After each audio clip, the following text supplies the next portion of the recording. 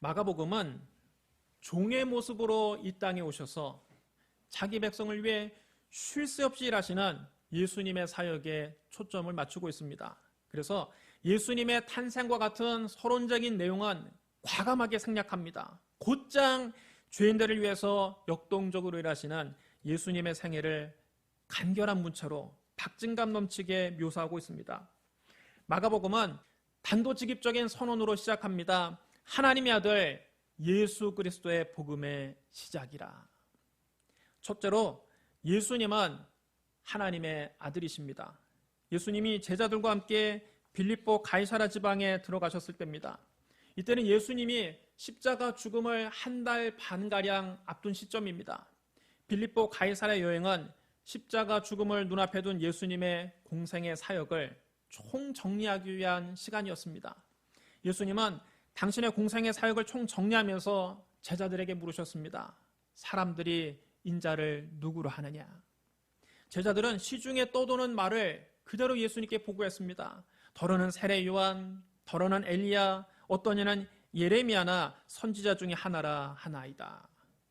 세례 요한과 엘리야, 예레미야는 모두 이스라엘 백성이 가장 존경하는 선지자들입니다. 사람들은 예수님도 그들과 같은 훌륭한 선지자 중에 한 사람이라고 생각한 것입니다. 그 말 속에는 예수님에 대한 깊은 존경심이 담겨 있습니다. 그러나 예수님은 이 말을 듣고 크게 실망하셨습니다. 예수님을 최고의 선지자들과 견준 데에는 예수님에 대한 존경의 마음은 담겨 있지만 그것이 예수님의 본질은 아니기 때문입니다. 주님은 답답하셨습니다. 이제 예수님께서 십자가를 짊어지고 골고다 언덕을 갈 날이 얼마 남지 않았는데 아직도 사람들이 예수님이 누구인지조차 모르고 있었기 때문입니다. 답답하신 예수님이 제자들을 쳐다보시며 진지하게 물으셨습니다.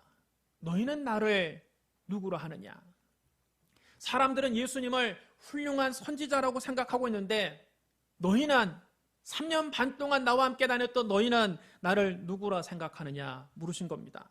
다른 사람들의 생각이 아니라 너희의 생각을 말해보라고 하셨습니다. 예수님은 오늘 이 자리에 앉아있는 저와 여러분에게 똑같이 물으십니다. 너희는 나를 누구라 하느냐? 그때 시몬 베드로가 대답했습니다. 주는 그리스도시요 살아계신 하나님의 아들이시니이다. 여러분 따라해 주시랍니다. 주는 그리스도시요 살아계신 하나님의 아들이시니이다. 베드로가 무심코 이렇게 말했는지 모릅니다. 그런데 베드로가 정답을 얘기했습니다. 예수님이 누구신가? 이 질문에 이보다 더 정확한 답변은 없습니다. 예수님은 시몬 베드로의 대답을 들으시고 크게 칭찬해 주셨습니다. 바요나 시몬아 네가 복이 있도다. 이를 너에게 알게 하니는 혈육이 아니요 하늘에 계신 내 아버지시니라.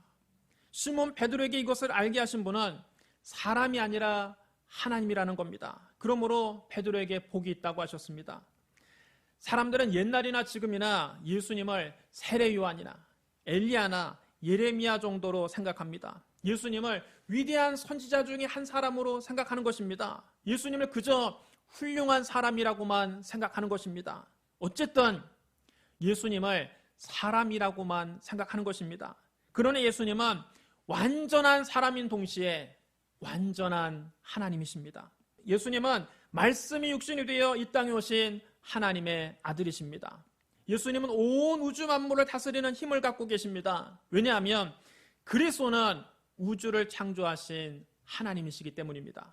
예수 그리스도는 지금도 우주를 붙들고 주관하고 계십니다. 마가복음에는 예수님이 행하신 수많은 기적들이 기록되어 있습니다. 예수님은 가버나움에서 더러운 귀신 들린 사람을 고치셨습니다. 베드로의 장모의 열병을 낫게 하시고 많은 병자를 치료하셨습니다. 나병 환자도 깨끗하게 하셨습니다. 중풍병자도 고치셨습니다.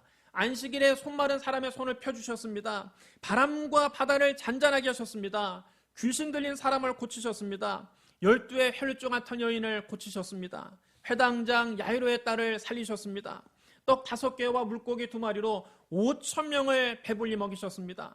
바다 위를 걸으셨습니다. 게네사렛 병자들을 고치셨습니다. 수로보니게 여인의 딸을 고치셨습니다. 귀먹고 말 더듬는 사람을 고치셨습니다. 떡 7개와 물고기 2마리로 4,000명을 먹이셨습니다. 벳사다 맹인을 보게 하셨습니다. 귀신 들린 아이를 고치셨습니다. 맹인 바디메오를 치료하셨습니다. 무화과 나무를 마르게 하셨습니다. 예수님이 행하신 이 모든 이적은 그분이 하나님의 아들이심을 증거합니다. 무엇보다 예수님의 부활과 승천은 그분이 하나님의 아들이라는 가장 확실한 증거입니다. 역사상 그 누구도 죽음의 문제를 해결하지 못했습니다. 죽음을 극복하지 못했습니다. 죽음의 권세를 이기고 스스로 무덤에서 나오신 분은 예수님밖에 없습니다. 예수님은 제자들이 보는 가운데 하늘로 올라가셨습니다. 하나님의 아들 예수 그리스도만이 우리에게 영원한 생명, 영원한 소망, 영원한 기쁨, 영원한 평안, 영원한 행복을 주실 수 있습니다. 예수님을 하나님의 아들로 믿으시면 큰 소리로 아멘 하시기 바랍니다. 둘째로 예수님은 그리스도이십니다. 그리스도란 말은 기름 부음을 받은 자 그런 뜻입니다. 구약 시대에는 왕이나 선지자나 제사장을 세울 때 기름을 부어 거룩하게 구별했습니다. 왕은 다스리는 직분입니다. 예수님은 하나님의 나라를 통치하실 진정한 왕이십니다. 예수님은 저와 여러분의 삶을 다스리시는 우리의 왕이십니다. 제사장은 죄를 지은 백성을 대신해서 짐승을 잡아서 하나님께 제사를 드리는 직분입니다. 예수님은 자기의 자신을 희생 제물로 삼아서 하나님께 제사를 드리시고 우리의 죄를 용서하시는 우리의 영원한 대제사장이십니다. 선지자는 백성들에게 하나님 말씀을 대언하는 직분입니다. 예수님은 하나님 말씀을 선포하시는 선지자시요 그분 자신이 하나님의 말씀이셨습니다. 이처럼 예수님은 진정한 왕이시요 진정한 제사장이시요 진정한 선지자로 이 세상에 오셨습니다. 예수님이야말로 기름 부음을 받은 메시아이십니다. 그리스도라는 말과 메시아라는 말은 같은 말입니다. 그리스도는 헬라어고 메시아는 아람어입니다. 둘 다 기름 부음을 받은 자 그런 뜻입니다. 예수님을 그리스도라고 고백하는 것은 예수님 우리를 구원할 메시아라고 고백하는 것입니다. 이스라엘 백성은 오랫동안 메시아를 기다려왔습니다. 특별히 로마의 압제에서 고통받고 있던 백성들은 하나님께서 보내신 메시아가 오면 이스라엘을 로마로부터 구원해 줄 것이라는 소망을 가지고 있었습니다. 그들은 구약에 약속된 메시아를 간절히 기다렸습니다. 그런데 예수님께서 십자가에서 죽으시고 부활하심으로 이스라엘만 구원하신 것이 아니라 온 인류를 구원할 구원의 문을 활짝 열어놓으셨습니다. 예수님은 우리를 구원하기 위해 하나님이 보내신 메시아입니다. 예수님 바로 저와 여러분을 구원하신 그리스도이십니다. 예수 그리스도라는 말은 예수는 그리스도시다라는 신앙 고백입니다. 여러분 따라 전합니다. 예수는 그리스도시다. 예수님은 나를 다스리시는 왕이십니다. 예수님은 내 모든 죄를 짊어지고 대신 희생 제사를 드리신 제사장이십니다. 예수님은 나에게 하나님 말씀을 전해주시는 선지자이십니다. 예수님은 나를 구원하신 메시아이십니다. 이 고백이 바로 예수 그리스도입니다. 그러므로 예수는 그리스도의 사는 것을 믿고 날마다 이것을 입으로 고백하는 저와 여러분 되시기를 주님의 이름으로 축복합니다. 셋째로 예수 그리스도가 바로 복음입니다. 복음이란 좋은 소식을 말합니다. 굿뉴스를 말합니다. 하나님의 아들 예수님께서 십자가에서 우리의 죄값을 대신 치러주셨습니다. 이제 누구든지 예수 그리스도를 구주로 믿으면 죄사함을 받고 구원을 받습니다. 바로 이것이 복음입니다. 왜 꼭 예수 그리스도를 믿어야만 구원받을 수 있습니까? 하나님은 하나님의 형상대로 사람을 창조하시고 아담과 하와를 에덴 동산에 살게 하셨습니다. 에덴 동산은 모든 것이 다 구비되어 있는 낙원이었습니다. 그곳에는 해됨도 없고 상함도 없고 부족함도 없었습니다. 하나님께서 첫사람 아담에게 말씀하셨습니다. 동산 각종 나무 열매는 네가 임의로 먹되 선악을 알게 하는 나무 열매는 먹지 말라. 네가 먹는 날에는 반드시 죽으리라. 선악과는 하나님의 절대 주권을 상징합니다. 인간이 하나님의 절대 주권만 침범하지 않으면 이 모든 것이 풍족한 낙원에서 행복하게 살 수 있었습니다. 하지만 아담과 하와는 사탄의 유혹을 받아서 하나님의 주권에 정면으로 도전합니다. 그들은 하나님과 같이 되기 위해 선악과를 먹습니다. 사탄이 여자를 꿰을 때 뭐라고 말했습니까? 너희가 그것을 먹는 날에는 너희 눈이 밝아져 하나님과 같이 되어 선악을 알 줄을 하나님이 아심이니라. 따라서 선악과를 따먹은 것은 단순히 나무 열매 하나를 서리에 먹은 것이 아닙니다. 아담과 하와는 절대 주권자의 자리에서 하나님을 내쫓고 그 자리를 자기들이 찬탈하기 위해서 하나님께 반기를 든 것입니다. 인간이 하나님을 거역하고 죄를 범한 결과는 비참했습니다. 영적으로는 하나님과의 교제가 단절되었습니다. 환경적으로는 땅이 저주를 받아서 가시덤불과 엉겅퀴를 내기 시작했습니다.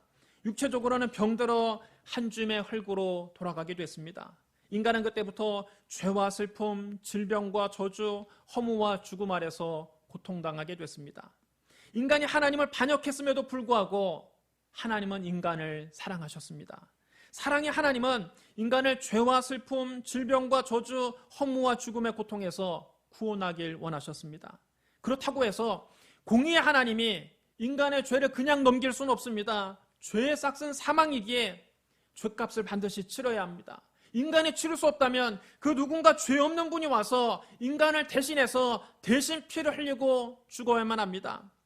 히브리서 9장 22절에 이렇게 기록되어 있습니다. 율법을 따라 거의 모든 물건이 피로써 정결하게 되나니 피 흘림이 없은즉 사함이 없느니라. 여러분 따라 주셔야 합니다. 피 흘림이 없은즉 사함이 없느니라. 그래서 하나님의 아들 예수 그리스도께서 인간의 몸으로 오신 것입니다. 아무 흠도 없는 하나님의 어린 양 예수 그리스도께서 우리의 모든 죄를 대신 짊어지고 십자가에서 피 흘려 죽으심으로 우리의 죄값을 대신 다 치르신 것입니다. 하나님이 세상을 이처럼 사랑하사 독생자를 주셨으니 이는 그를 믿는 자마다 멸망하지 않고 영생을 얻게 하려 하심이라. 하나님이 그 아들을 세상에 보내신 것은 세상을 심판하려 하심이 아니요 그로 말미암아 세상이 구원을 받게 하려 하심이라. 그리스도께서 십자가에서 우리를 위해 속죄의 피를 흘리셨습니다. 예수님은 그 십자가 보혈로 우리의 모든 죄를 깨끗이 씻어주셨습니다. 예수님의 피가 우리의 모든 죄를 다 덮어줍니다. 이제 하나님께서 우리를 보실 때 우리의 시커먼 죄를 보시는 것이 아니라 우리의 죄를 덮고 있는 예수님의 붉은 피를 보시고 우리를 의롭다 인정해 주시는 것입니다. 그 피 앞에서 어떤 죄도 우리를 참수할 수 없습니다. 그 피가 우리 마음속에 큰 증거가 됩니다. 그러므로 그리스도 예수 안에서 우리는 더 이상 죄인이 아닙니다. 용서받은 의인이 되었습니다. 성경은 선언합니다. 그러므로 이제 그리스도 예수 안에 있는 자에게는 결코 정죄함이 없나니 이는 그리스도 예수 안에 있는 생명의 성령의 법이 죄와 사망의 법에서 너를 해방하였습니다. 예수님은 십자가를 통해서 하나님과 인간 사이를 가로막고 있는 죄의 담을 헐어버리시고 하나님과 인간을 화해시키셨습니다. 또 십자가로 이 둘을 한 몸으로 하나님과 화목하게 하려 하십니다. 여러분 따르셔야 합니다. 십자가로 화목하게 하려 하십니다. 예수님의 십자가가 하나님과 우리 사이를 화해시켰다는 증거가 바로 성소와 지성소 사이에 있는 휘장입니다. 구약시대 성전의 지성소는 하나님이 임재해 계시는 가장 거룩한 장소였습니다. 그곳은 아무나 들어갈 수 없었습니다. 오직 대제사장만 1년에 단 한 차례 속죄일에 지성소에 들어갈 수 있었습니다. 그것도 반드시 번제단에 설린 짐승의 피를 양푼에 받아가지고만 들어갈 수 있었습니다. 대제사장을 할지라도 다른 때나 혹은 피 없이 지성소에 들어갔다가는 죽음을 면치 못했습니다. 성소와 지성소 사이에는 청색, 자색, 홍색 실과 가는 배실로 짜서 만든 두꺼운 휘장이 가로막고 있었습니다. 그런데 예수님께서 십자가에서 다 이루었다 말씀하시고 운명하실 때 이 성소의 휘장이 위에서부터 아래로 쫙 찢어져 둘이 됩니다. 이제 하나님께서 계신 지성소로 들어가는 길이 활짝 열리게 된 것입니다. 누구든지 예수님의 피를 의지하면 하나님 앞에 담대히 나아갈 수 있습니다. 그러므로 형제들아 우리가 예수의 피를 힘입어 성소에 들어갈 담력을 얻었나니 그 길은 우리를 위하여 휘장 가운데 열어놓으신 새로운 살 길이요 휘장은 곧 그의 육체니라. 이제 우리는 하나님을 아빠 아버지로 부를 수 있게 됐습니다. 아들의 영을 가진 사람은 더 이상 하나님을 두려워하는 종이 아니요 하나님과 친밀한 교제를 나누는 하나님의 자녀입니다. 너희가 아들이므로 하나님이 그 아들의 영을 우리 마음 가운데 보내사 아빠 아버지라 부르게 하셨느니라. 그러므로 네가 이후로는 종이 아니요 아들이니 아들이면 하나님으로 말미암아 유업을 받을지 아니라. 또 예수님은 성령을 보내주셔서 우리 안에 기쁨이 충만하게 하십니다. 우리가 예수님을 믿기 전에는 흑암의 권세 아래서 술 마시고 방탕하고 세속의 기쁨을 추구하며 살았습니다. 그런데 그곳에는 참된 기쁨이 없습니다. 세속이 주는 기쁨의 끝은 허무함입니다.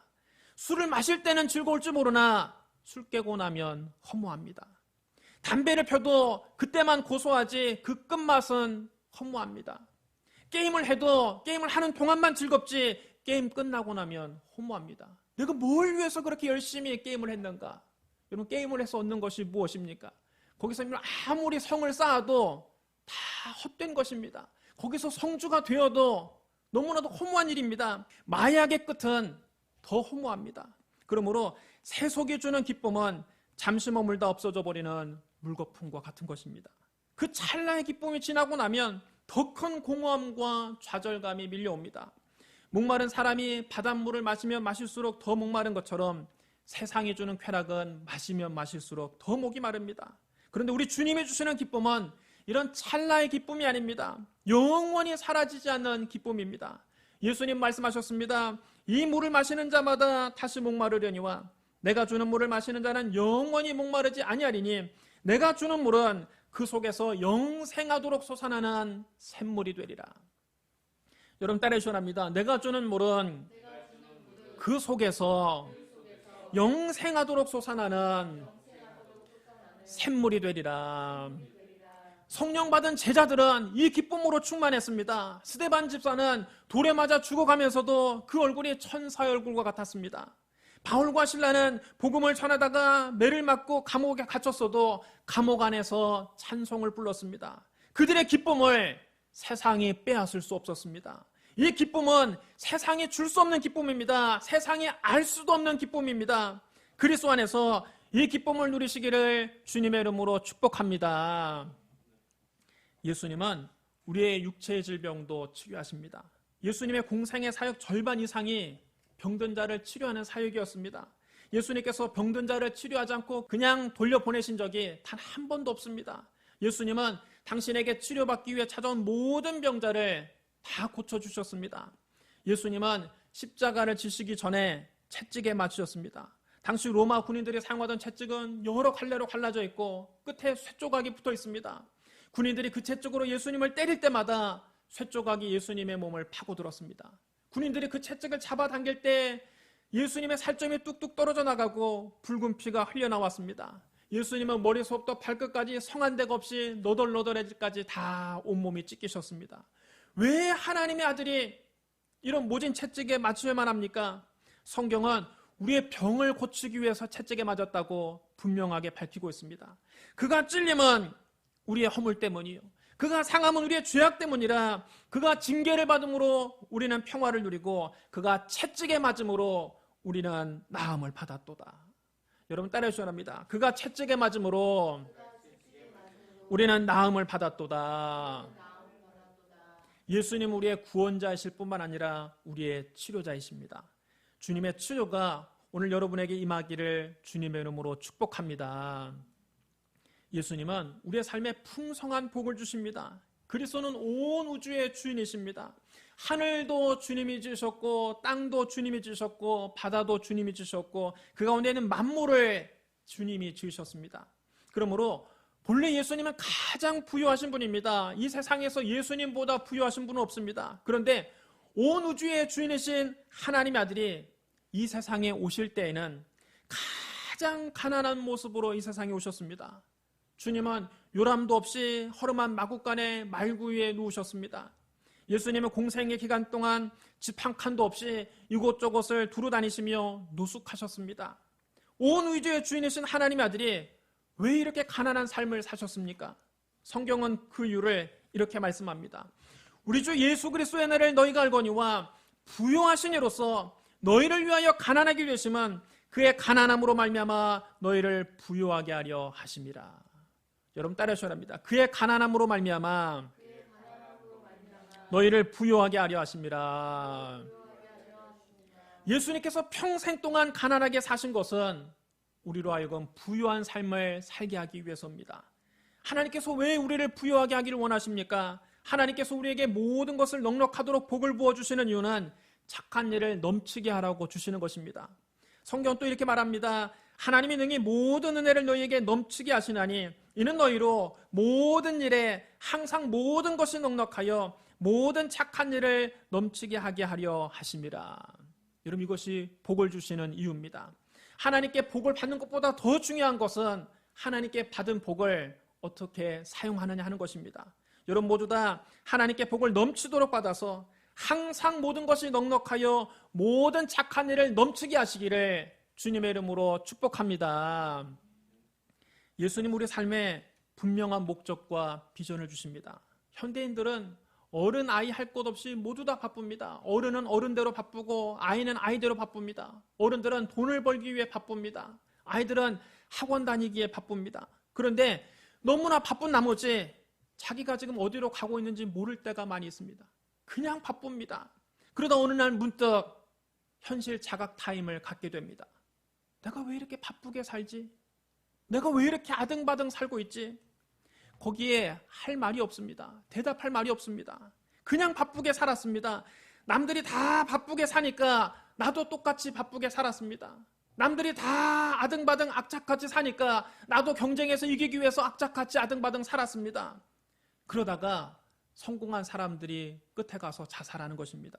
악착같이 노력해서 남들을 제치고 성공의 자리에 올라가 봤더니 막상 그 자리에 올라가 보니까 거기 아무것도 없는 것입니다. 거기에 행복도 보람도 가치도 의미도 없었습니다. 그러니까 더 이상 살아갈 이유를 찾지 못하고 거기에서 마음이 무너지는 것입니다. 예수님 우리에게 인생의 목적을 분명히 깨우쳐 주셨습니다. 예수께서 이르시되 네 마음을 다하고 목숨을 다하고 뜻을 다하여 주 너희 하나님을 사랑하라 하셨으니 이것이 크고 첫째 되는 계명이요 둘째도 그와 같으니 네 이웃을 네 자신과 같이 사랑하라 하셨으니 이 두 계명이 온 율법과 선지자의 강령이니라.